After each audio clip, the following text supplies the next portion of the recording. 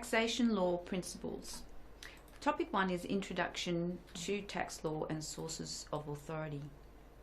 Taxation law principles covers the use of legislation used in the taxation system in Australia and allows you to work through examples of how individuals and businesses are taxed. The objectives of this subject. Upon completion of the subject, students should be able to locate and analyse the legal principles of the Australian tax law system in problem-solving exercises, interpret legislation in relation to the main tax acts, the GST and Fringe Benefits Tax Acts. They should be able to critically engage with the legal principles of Australian taxation law using theoretical perspectives and be able to analyse emerging and contemporary issues in Australian tax law. For students who have not studied a legal subject except Introduction to Law, and that may have been a while ago, the first issue is the citation of sections in the Act and citation of cases. Sections are cited as Section 8 in brackets 1 of the Income Tax Assessment Act. In the first use, you set it out in full and then you can refer to it as the ITAA after that. If it is at the beginning of a sentence, then the words should be written out in full. So you've got Section 8, subsection 2, for example, ITAA provides that, and section is written in full. For case law, we are giving the names of the parties involved. Very often, therefore, it will be the Federal Commission of Taxation, or FCT, suing a party. For example, FCT against Payne. Then the year and the volume the case is reported in, although easily found electronically now on Austlii, we still use the paper references and therefore the page in which the volume the case commences. The full name and the year and the report are required once, and subsequent references can be made by just the name only and should be referenced. Wherever referenced, there should be the usual APA or Harvard referencing style. Use one style only in your work with a reference list or bibliography at the end, as you're comfortable with. The bibliography will then contain details of all of the books, articles and websites that you have read generally when answering your assignment questions, for example. Case will be underlined or in italics where used in the text. For example, Fred against George. 5. New South Wales Law Report 1902-45. This reads as Fred against George, found in Volume 5, the New South Wales Law Reports of 1902 at page 45, so anyone can find this case if they want. This would be a civil case as it's between two individuals. Fred is the plaintiff and George therefore is the defendant. Now, looking at some of the general points when we're looking at the law in Australia, we are a constitutional monarchy because the Queen still rules as our monarch with her federal parliament since the states got together in 1901. This framework meant the states gave powers to the umbrella parliament, that is the Commonwealth, to make laws about national things, for example, immigration. Apart from that, we have a government for the Commonwealth of Australia and for each of the states, with the territories now having a council as well, which is subject to review by the Commonwealth. Each government has three arms to it. The first is the executive, which is the Prime Minister or Premier in the states, and a cabinet. Then there is the Parliament or legislature, which is where the representatives of the people create legislation or statutes. The final arm is that of the judicature or judiciary, the judges. The judges must determine matters brought before them using both statute relevant to their state or a federal, the Commonwealth, and the laws that they are using must be developed in the Senate and the House of Representatives. So they follow the laws, and then they give us case law, which they decide.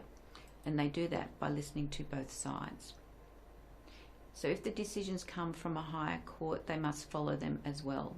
If they're a lower court, they don't need to read them. Parliaments are expected to make laws for the peace, order and good government of their jurisdictions. Therefore, the laws in Queensland differ from the laws in New South Wales on the same issues. And the laws for the Commonwealth are made about things that are Commonwealth matters, and Canberra as well, which is why tax law is Commonwealth. The judges within each hierarchy, state or federal, only hear matters from their state, or if it is a federal matter such as tax, immigration or maybe family law issues, then they go to the federal court. The judges must abide by the statutes and will then be required to interpret the statutes and apply the law. And this is where some case law, sometimes called common law as well, to distinguish it from the statutes themselves, is made. The cases are used to show the decision by judges in common law are cases that are precedents brought before them for a determination based on many common law principles, and in some cases on how the statute, law created in Parliament, is to be applied. The Australian Constitution is a statute proclaimed in England, but that's another story, and there are constitutions in each of the states of Australia as well. Both the Commonwealth and all the states have tax powers. Because the Constitution gave areas such as defence and money to the Commonwealth, the states, it transpired that income tax will be assessed for tax at federal level after the war.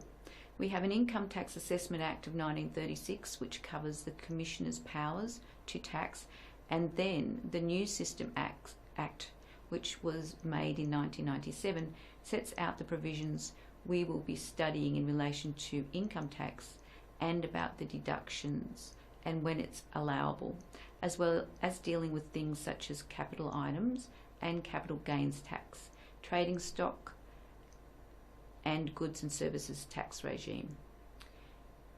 Regulations are the guides and the rules set out by the bodies which are charged under the Act to enforce that Act. Regulations are set by the body also administering the Act, which is the Commission. They are considered delegated legislation and are enforceable. These are created by the body enforcing the Act without having to go through Parliament, Senate or the House of Representatives.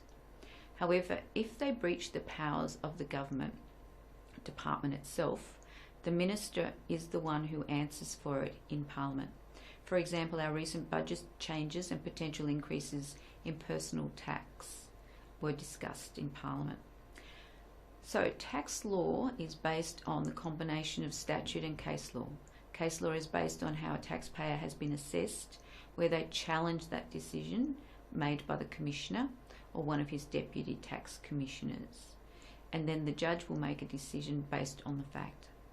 Common law is the area generally making up the court cases. Cases may be criminal, ones prosecuted by the government, or civil, private ones, where someone is suing another person or corporation, or even the tax commissioner is suing a taxpayer, or a person can sue the tax commissioner. We look at cases where the tax commissioner is suing or being sued for a decision about how much tax is owed.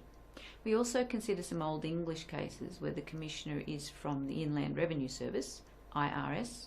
We sometimes look at cases about contracts where money comes in from a breach or because of the contract deal itself, and there are tax consequences such as capital gains. We also look at a few tort cases, which are the ones where something has caused damage to someone, so they sue the one who caused it, whether on purpose or whether it was a negligent act. And if there is compensation to be awarded, there may be tax implications. Tort law is the body of private law developed to protect rights of individuals without the use of police and criminal law. Then the criminal law is set up to identify breaches of the peace and to punish wrongdoers. So, torts are for individuals to seek damages and other remedies for a loss they've suffered. Torts will include, and are not limited by, defamation, conversion, stealing, interference, trespass and negligence. At times there can be both a tort because of an act and a breach of contract, and even sometimes a criminal matter. The criminal law would only be involved if there had been an actual criminal offence. Maybe a fraud has been committed, or deception, or a physical assault. Assault is also a very old tort from England.